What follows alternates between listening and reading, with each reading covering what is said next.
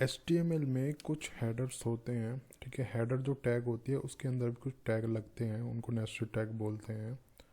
तो उनका काफ़ी बड़ा रोल होता है HTML की वेबसाइट में।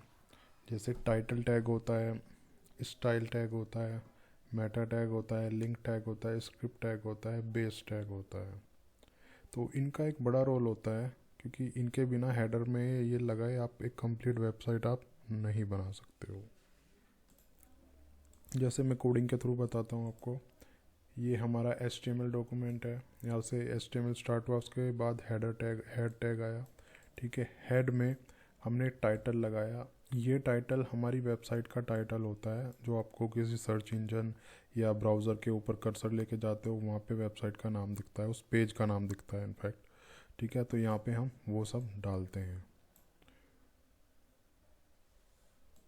जैसे ये विंडो देख रहे हो, ये वही डॉक्यूमेंट है और यहाँ पे जो लिखा आ रहा है ये हमारा टाइटल के थ्रू आता है, ठीक है। तो अब जैसे बॉडी है, ये बॉडी भी एक टैग है। यहाँ पे हमें CSS की जो प्रॉपर्टी लगानी है वो हम इस टैग के अंदर लगाते हैं। जैसे हमें बॉडी का कलर देना है सिल्वर कलर, या कुछ भी करना है आपको, CSS की कोई प्रॉपर्टी और वैल्यू यूज़ करनी है, कहीं पे स्टाइल देना है, किसी का कलर चेंज करना है, कुछ भी करना है, वो हम स्टाइल टैग के थ्रू ही हम करेंगे। ये CSS का कंसेप्ट होता है, आगे आने वाले वीडियोस में एडवांस कंसेप्ट में आपको बताऊंगा इसका, ठीक है। उसके बाद लिंक टैग आता है। लिंक टैग में जो एक्सटर्नल CSS होता है उसका हम रेफरेंस देते हैं, ठीक है, कि इसका रिलेशन क्या है लिंक का। स्टाइल शीट हमें दिखाना है, href क्या है, उसका पाथ क्या है, पाथ ही ये है, ठीक है। उसके बाद मेटा टैग्स आ जाते हैं। मेटा टैग में 3-4 टैग होते हैं। ये SEO के पर्पज़ से हम इसमें डालते हैं। SEO का मीनिंग होता है सर्च इंजन ऑप्टिमाइजेशन। जो ऑर्गेनिक रिजल्ट आपको गूगल में दिखते हैं, ये ऑर्गेनिक रिजल्ट को आप टाइटल दिखेगा यहाँ पे, डिस्क्रिप्शन, कीवर्ड, वो इन टैग के थ्रू दिखेगा। कीवर्ड हमने लगाया कि सर्च में क्या क्या कीवर्ड हमें डालने हैं, तो इस टाइप से हम यहाँ पे कंटेंट में ये सब डाल सकते हैं। ये कीवर्ड है, जैसे कोमा लगाना कंपलसरी है अगर एक से ज़्यादा आप कीवर्ड इसमें डालते हो। ऐसे डिस्क्रिप्शन आ जाता है, जो सर्च में आपका डिस्क्रिप्शन दिखेगा, कंसेप्ट, ये कंटेंट HTML ट्यूटोरियल गोज दियर, ठीक है। इस टाइप से ये सब करना होता है। यहाँ पे आप बड़ा कंटेंट भी दे सकते हो, उसकी जो लिमिट रहती है इसकी कुछ, जो सर्च इंजन में दिखने की लिमिट है। वैसे कि नॉर्मली कितना भी दे सकते हो, लेकिन सर्च इंजन में दिखने की लिमिट कुछ 150 कैरेक्टर के 150 कैरेक्टर के आसपास रहता है, ठीक है। ऐसे ही ऑथर होता है कि उस पेज का ऑथर कौन है, कंटेंट जो दिया है जिसने मतलब दिखाना है आपको ऑथर, तो यहाँ पे उसका नेम दे सकते हो आप, ठीक है। ये ऑथर टैग होती है मेटा, इसका ये हमारा एट्रीब्यूट होता है, उसकी वैल्यू होती है। मेटा टैग होता है ये ऑथर, उसका वैल्यू होती है नेम की, ठीक है गाइस। तो उसके बाद आता है ये वाला टैग। ये वाला टैग रिफ्रेश के लिए यूज़ होता है। जैसे आपको ये पेज 30 सेकंड के बाद रिफ़्रेश करना है, तो हम ये वाला टैग यूज़ करेंगे। और इसके बाद में हम ऐसा भी कर सकते हैं, कोई पर्टिकुलर हम URL दे सकते हैं कि 30 सेकंड के बाद उस URL पे रीडायरेक्ट हो जाए। उसका जो सिंटैक्स रहता है वो ये सिंटैक्स होता है उसका। यहाँ पे आप सेकंड दोगे, ठीक है। सेकंड देने के बाद आपको URL देना है। URL के अंदर जहाँ पे वो ट्रांसफ़र हो, कोई पर्टिकुलर पेज का नेम भी आप दे सकते हो, किसी वेबसाइट का नेम भी यहाँ पे दे सकते हो। तो 3 सेकंड के बाद आपका जो करंट पेज है वो इस URL पे ट्रांसफ़र हो जाएगा, ठीक है। उसके बाद आता है हमारा मेटा व्यू पोर्ट।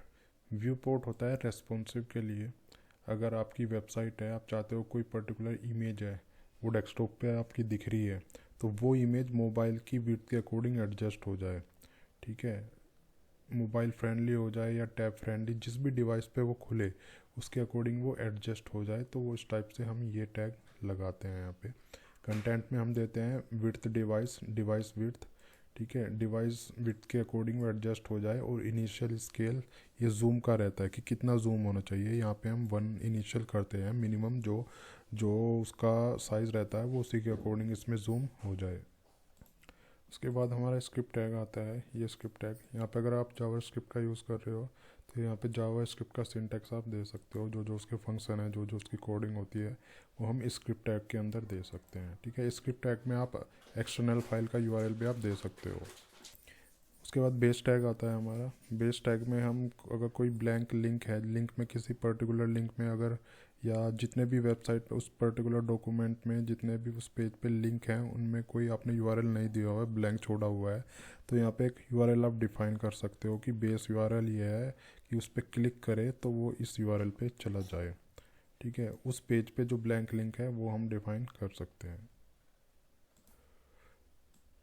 सो जैसे मैंने यहाँ पे कंटेंट में दिया, इसका जो मैंने यूआरएल दिया google.com, इस पर मैं क्लिक करता हूँ तो इस यूआरएल पे जाएगा। अगर मैं इसको ब्लैंक छोड़ देता हूँ तो ये हमारा जो हमने डिफ़ॉल्ट बेस में दिया है ये उस पर जाना चाहिए। तो जैसे हमारा डॉक्यूमेंट है, इसको मैं जूम कर देता हूँ थोड़ा, ये हमारा पेज है। ठीक है, इस पर मैं क्लिक करता हूँ तो ये google.com पे जाएगा। ठीक है, google.com पे चला गया। तो इस पर अगर मैं क्लिक करता हूँ तो ये जो मैंने वेबसाइट वहाँ पे डिफ़ाइन किया था उस पर ये जा रहा है। यहाँ पे मैंने टारगेट भी डिफ़ाइन किया, तो डिफ़ॉल्ट ये नेक्स्ट, ये टारगेट भी वो डिफ़ॉल्ट में ले ही रहा है क्योंकि मैंने बेस में डिफ़ाइन किया था। अगर आप इसका पर्टिकुलर अलग से भी आप इसका डिफ़ाइन कर सकते हो सेल्फ, तो जो यहाँ पे डिफ़ाइन कर दिया वो सारे लिंक उसी के अकॉर्डिंग ये सब खुलेगा। ठीक है, तो ये मैंने रेस्पॉन्सिव का आपको बता ही दिया है।